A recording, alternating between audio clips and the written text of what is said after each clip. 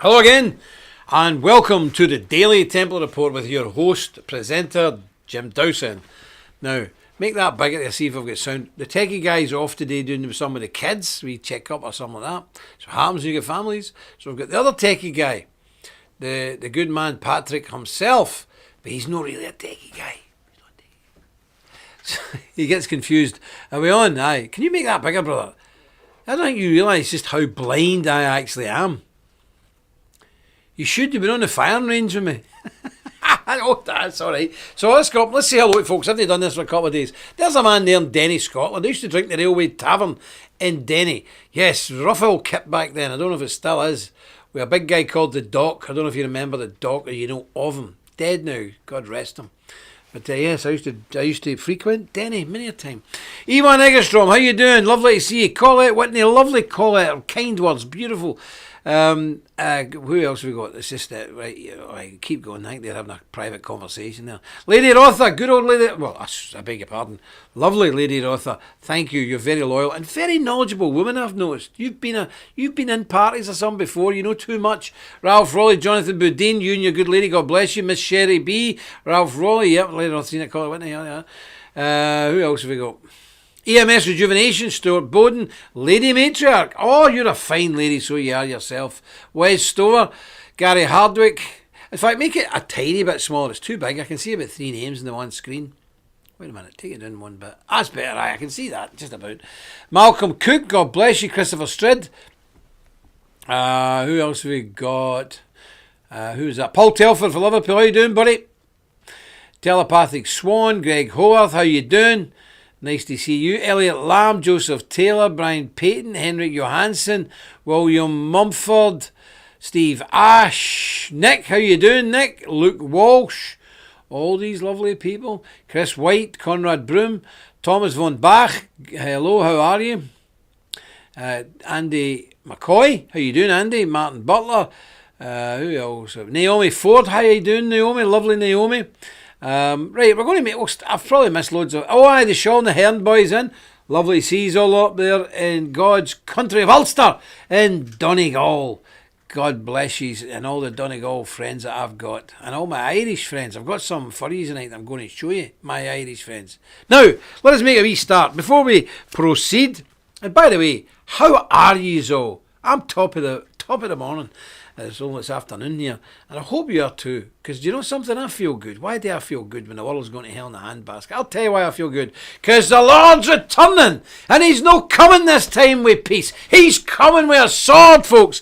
He's coming with something like this to judge the evildoers and destroy them and cast them into the lake of fire for all eternity. And us, His people, will reign forevermore in peace and harmony. Amen. Aye, that's why I'm feeling good today. I just suddenly realised I'm a child of God and the Lord's coming back. Forget all these elections and stuff. It's all going to end soon anyway when 100 million angels come through the clouds with burning fire from their swords. Oh, you'll see them jumping then, folks. I know these folk that sit about, oh, what do you think? And what do you think of Nietzsche? Oh, I don't know. What do you think of Marx? And what do you think of communism? What do you think of National Socialism? I can away with you all. It means nothing when the Lord comes back with His mighty army to judge the quick and the dead. Oh, aye. Be fantastic, eh? Just vault. Right. Going wild here. Because, you know, it's great to be alive and it's great to be a Christian. The fight's coming. Do you know something? The war's coming.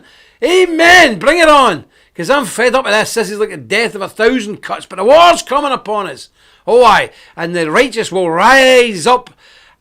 I mean, we might be swept into the sea, but if we're not, we'll sweep the evil ones into the sea. But somebody will sweep somebody into the sea. I can tell you that.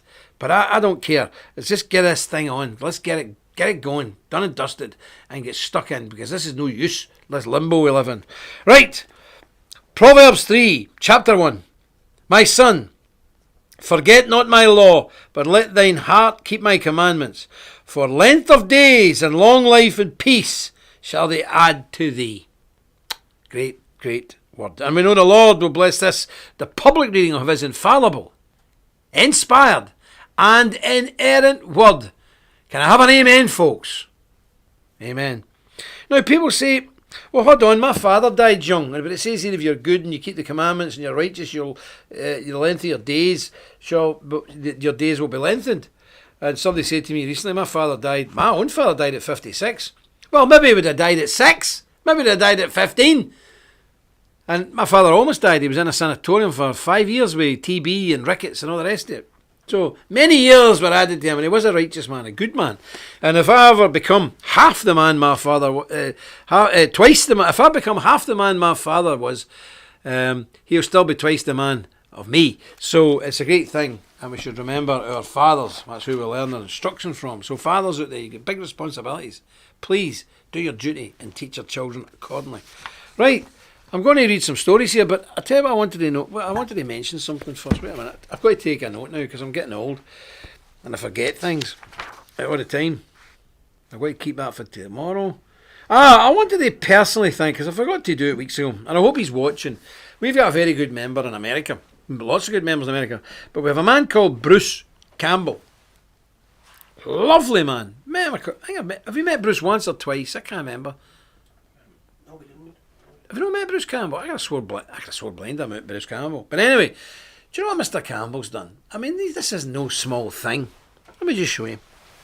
He bought one of these. You know what's going to happen next, don't you? Oh, dear me.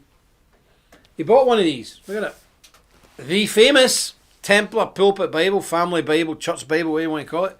And by the way, we've got these in stock. This can be with you before Friday. Somebody orders one name a day, you'll have it before Friday. We'll UPS it to you tomorrow. But anyway, Mr. Campbell, a very good member of ours, he bought one of these. These are expensive things, you know that? Big money in these. It's a sort of almost it is an investment.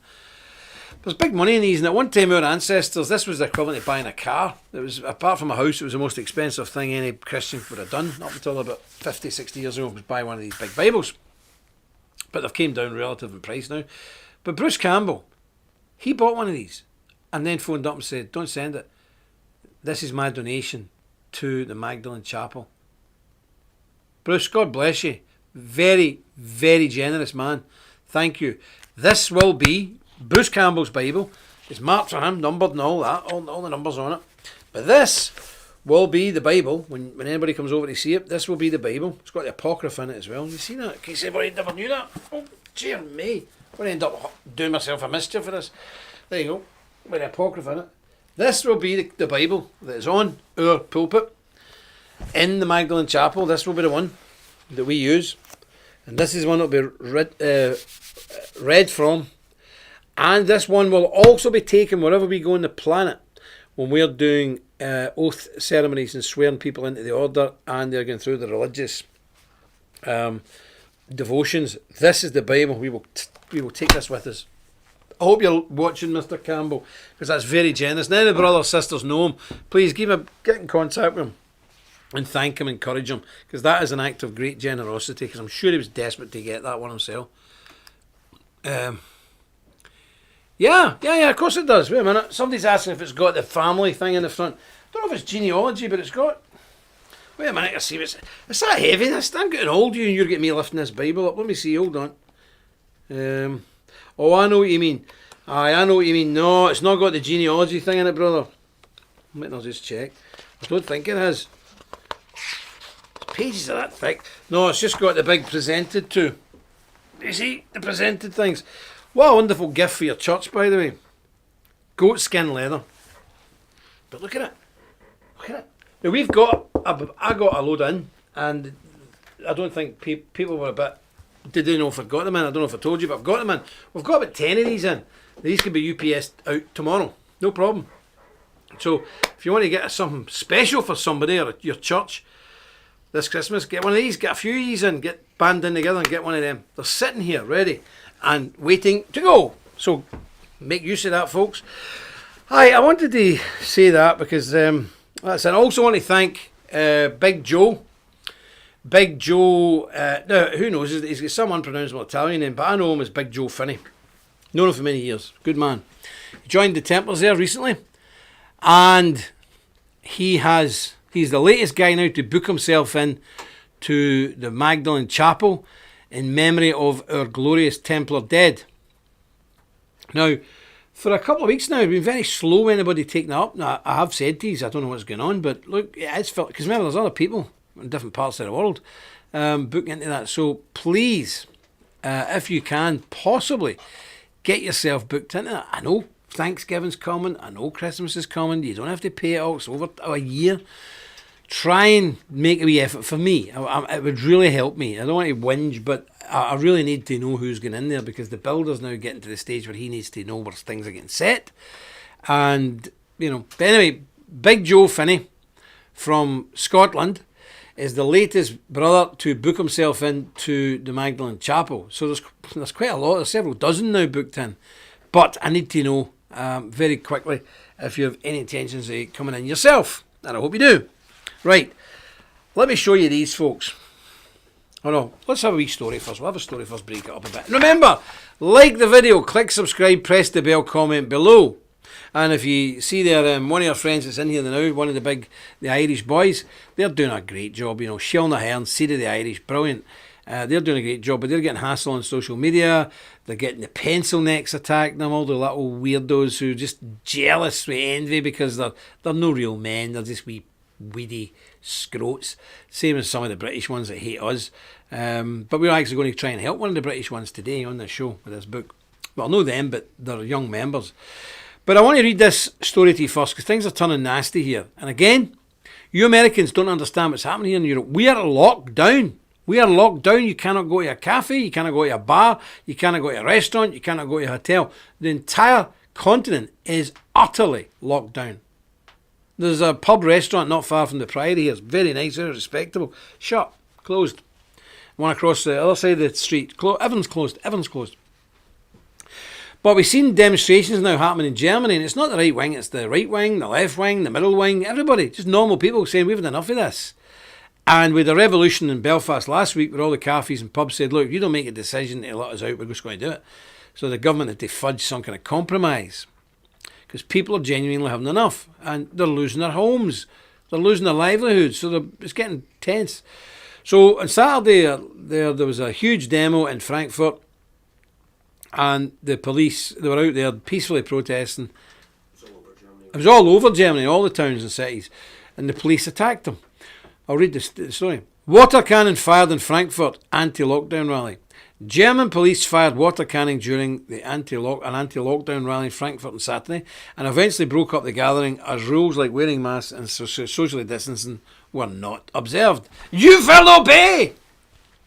It's getting like the Soviets. About 600 people from the loosely organised Querdenker movement that opposes the government's measures to halt the rise in coronavirus infections took to the streets in Frankfurt. Police used water cannon to free up the route of the rally, which was blocked several times by about 300 people protesting against them. I take it that's the lefty, Antifa and them weirdos. So Antifa, as usual, the government's rent-a-mob, boot boys were attacking these good people. A police spokesman said the rally was broken up after protesters repeatedly disregarded rules on wearing masks and keeping distance from each other. Meanwhile, leading politicians said any quick relaxation of the country's November lockdown was unlikely. Germany has imposed measures dubbed a lockdown light to rein in a second wave of the pandemic.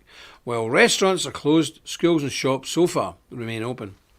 Bavaria's Conservative Prime Minister Markus Söder said he does not expect any lockdown rules to be eased before the end of November.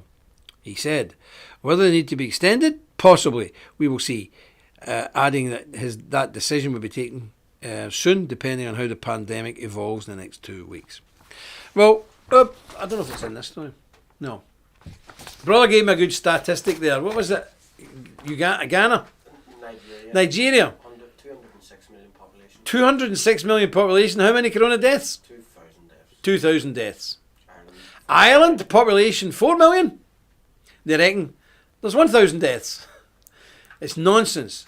And people in America probably don't really understand why I'm getting so bothered about it, because you're not under lockdown yet. When Creepy Joe, if Creepy Joe gets in, you'll find out then, because that's it, you're locked down. Bang. Can you imagine being locked in your house? We've been locked in our houses now for almost a year, ladies and gentlemen. Can you imagine it? People are losing their minds. I ain't losing my minds because it gave me time to study this. But I'm not locked down anyway, because I still do my job at the Templars. I mean, I work for God, and God's not told me to knock off work. And until he does, I shall remain working. They can arrest me, they can beat me, they can even kill me. But I won't be disobeying my duty towards God, this order, and you. And that's it. So they can do what they want. And if they're watching this, do what you want. I do not care a jot. And if you take me, there's other men in this order that will step into my shoes. No problem at all. Obviously nowhere near as handsome as debonair. But there's other men that will step up. No problem. So do what you want. We don't care. Now I want to show you some things here. Right, I'll start off with the most controversial in my part of the world anyway. People think I've lost my mind. But anyway, watch this. Watch this here. Masks. Now, I really don't believe in masks, but if you've got to wear them because you don't want the hassle, fine, fair enough. Let's wear something that sends a message out. What about that? You see it? Irish mask. Now, you can get these in the Shaw and the Hearn boys. COVID 1984. Tricolours, look at that. Irish flag. Green for the Catholics, orange for the Protestants, and white for the peace between us. Didn't really work out. However, it's work in progress. Now, just to make sure we strike a balance. Wait a minute. I don't know how to open these. That's it. Need a woman for this. Okay, let me see this. So, now, from the north, we had to balance the thing up. We have the official flag, the old official flag of Northern Ireland. There we go. The Ulster flag with the Queen's crown. There we go. That's the Ulster flag coronavirus thing. Very controversial. Quite sure it annoys people. In at least half the country you can't wear that. But there we go. So that's that. And of course, we have this. There's no links for these. I'm just showing you them, but we'll maybe do some tomorrow or something like that. Just want to show you them because these are great. And we have the British one. We don't have the American one yet, but there we go. We have the British one. You see that? COVID 1984. Okay. And finally, last but not least, if I can figure out how to get into these. What do you think of these? They're relatively well made and they're okay, but they're very cheap. Watch this one. I'm going to put this one on, ladies and gentlemen. Wait a minute. Wait till I get it the right way around, because I can never work it out. Is that the right way around, is it? I think that's it. Wait a minute.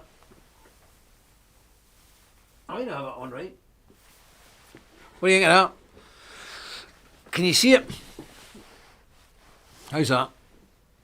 Is this the right way around? Can you tell, brother? Look, is this the right way around? Is it? Is it upside down? Is it? No, that way now. So there you go. Now, I know there's these neck snoods, but they're quite expensive. These are cheap. These are the Scottish versions. The jocks made us get these. Aye, that's right. That's the right way. But what do you think of them? They're great, aren't they? So, there we go.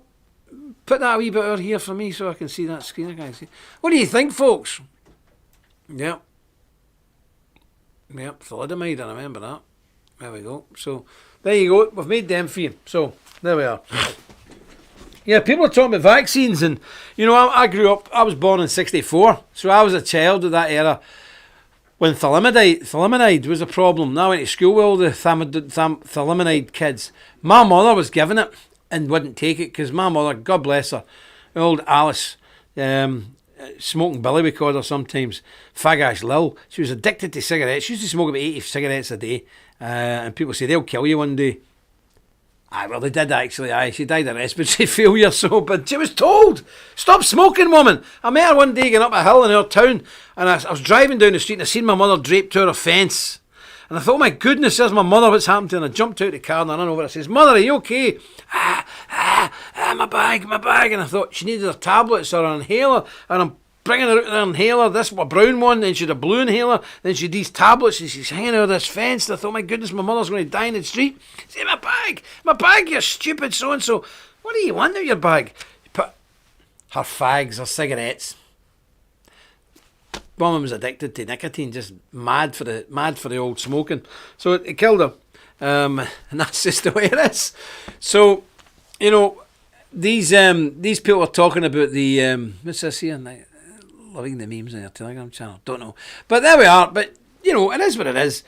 But I have to be careful with these masks and things like that, because they're going to push all this, and then they're pushing this vaccine. You know, this vaccine thing. What a load of nonsense.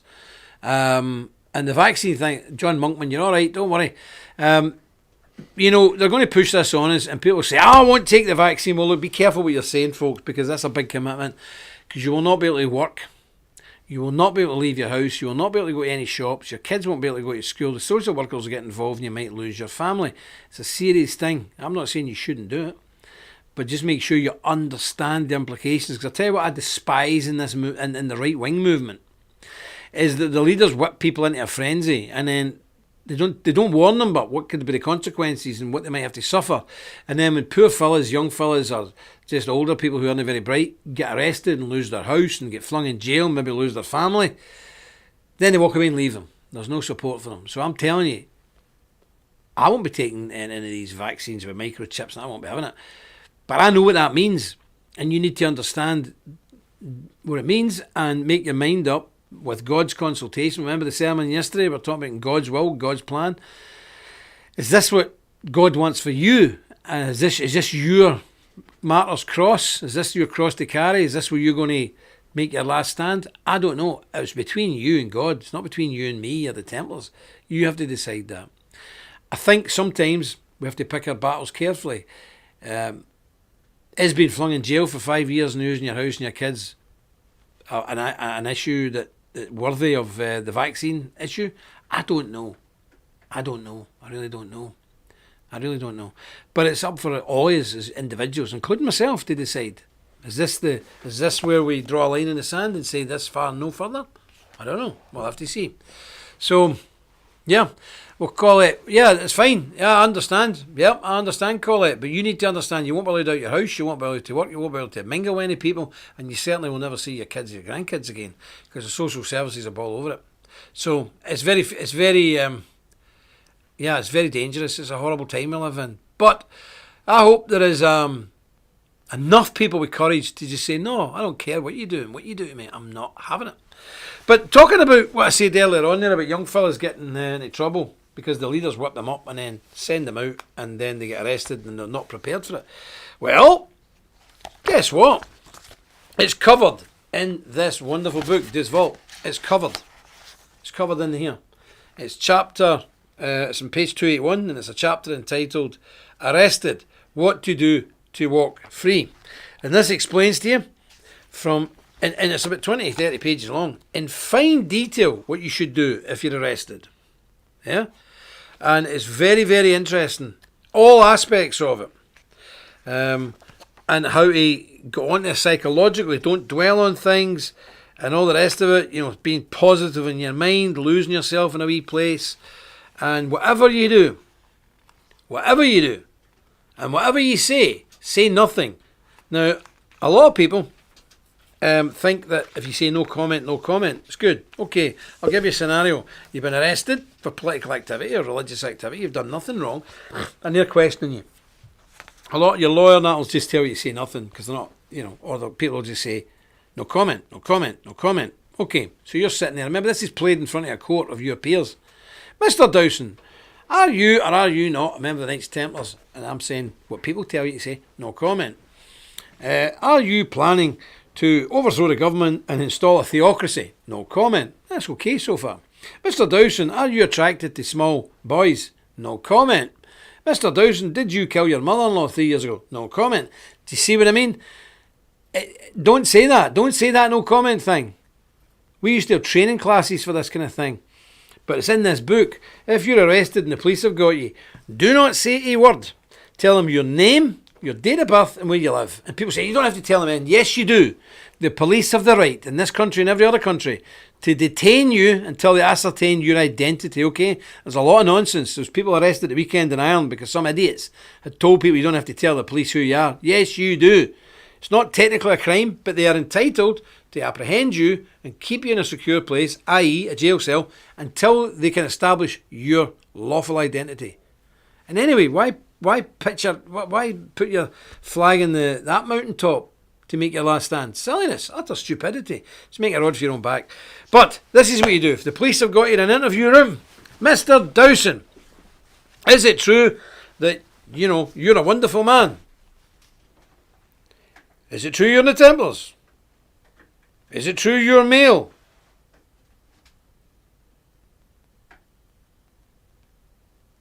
And I've managed to do that in times for over 3 days. Nothing. Say nothing. Because in court, they can't play that back. No comment, no comment, no comment, no comment. You sound like a belligerent criminal with something to hide. But they can't play back silence. So that nothing gets played back in court. Say nothing. Your name, your address, your date of birth, maybe even your national security number if you need to, your society number. Say nothing. Somebody's writing some. What? All right, okay, so I need to hurry up here because the battery's going to go. Right. But we have a full chapter in here. A full chapter in this book. Now, at the weekend, a young lad who's member of some group in England called some kind of party that's not a party, Patriotic Alternative, very big online presence, but again, it appeals to a certain type. You know, they're no shaving yet and that kind of wee guys, but nice enough. I mean, a lot of them are all right. And the guy who runs it is a guy called Mark Collett, who's came on a lot in the recent years, and he's doing relatively okay now. But it's a virtual thing. They don't go out in the street. Some went out in the street at Christmas, and a couple of lefties turned up, and they ran away. One of them was caught and punched in the stomach by rough boys and was saved by a black security officer. So it's a kind of, look, I'm not slagging these people because we're all young ones, and Mark's doing the best he can with what he's got available. But it is a virtual thing. They don't go out in the street, and when they do go out in the street, it's a big reality check to them. But one of their wee guys was out leafleting, perfectly good leaflets, because Mark Collett's a designer. He's a very clever lad. Leaflets that wouldn't get anybody into trouble. So Mark's careful that way. So this wee lad innocently was handing these leaflets out, fair enough. And the police raided his home. This boy's 17, frightened the life out of his parents, and arrested him when he was on his way to college or something. Can you imagine this? What kind of country we're living in?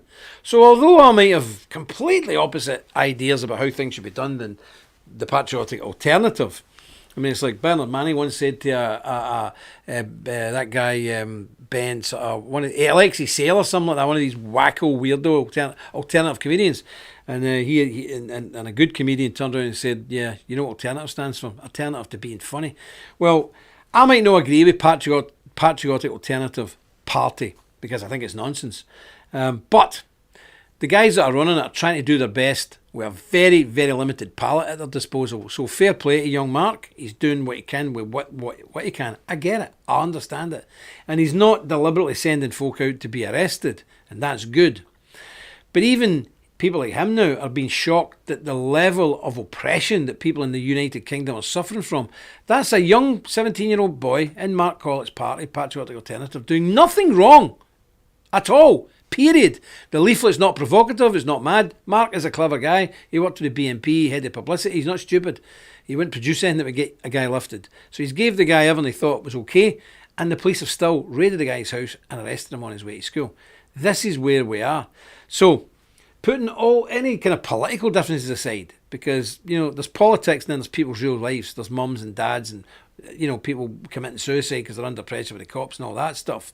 So putting all that aside, this book has a full chapter, about 30 pages, about what to do if you're being arrested. And this has been written by people with experience, both in Britain, Europe, and in Northern Ireland, about what happens psychologically and how they try and pressurise you. So any of the boys in that party, Patriotic Alternative, or any of them other youth groups in England, you want this, you can buy it online. If you want it, even as in bulk thing, we'll do a big deal with you. We'll give you it at cost just to help you out. No problem at all. We'll give you that at cost. Because young fellas are our future. And if nobody supports them and older heads like us don't advise them and help them, just because we don't particularly like the party they're in, we don't like some of the personalities in the party, which is all true, well, we're not very good men ourselves then. We're maybe worse than the people we sometimes criticise. So I don't want to go down that road. Yes, I've got big differences, always will have with all these online people. Yeah, I really don't like it one bit. However, they're there, they're real, and now they're being picked on, and now they're being persecuted, and now they're being thrown in jail. So I will always, and the Templars will always stand up and say, no, this isn't good enough. Okay, they might not be our cup of tea, but we're going to stand by people who have been arrested. And that's it. That's always going to be the bottom line with the Templars. Whether you're the biggest idiot that God has produced, we're going to stand with you. If you're out there doing decent patriotic stuff and you're causing no harm to anybody and you're being arrested, we will stand with you. End of story. That's it. That's it. So it's outrageous behaviour. Is Mark Collett a Christian now? I don't think so. He was very, very, very anti-Christian when I knew him 10 years ago. Very virulently anti-Christian. I don't think he is so much now. He actually grew up right next to the Templar place in England. He grew up next to it. Never knew anything about it. No, I don't think he I don't think he knows these things. No, I don't think he's a Christian. But I think he is much better than he once was. Put it that way. I don't think he's anti-Christian now. I think he understands the power of Christianity, okay? And that's as good as we can hope. Let's all pray for Mark that he would maybe come over to the light. We'll see. Okay, the party's going to blow up, so I have to go, seemingly. God bless each and every one. He's going to be on tomorrow. I'm going to have Jada Franson as our special guest. And remember, at 7 o'clock, she is live tonight. Even Sean Hearn might be live, I don't know. But certainly Jada's live. I will see if the good Lord preserves me, DV, tomorrow on the Templar Report. Until then, stick close to God. You won't go far wrong.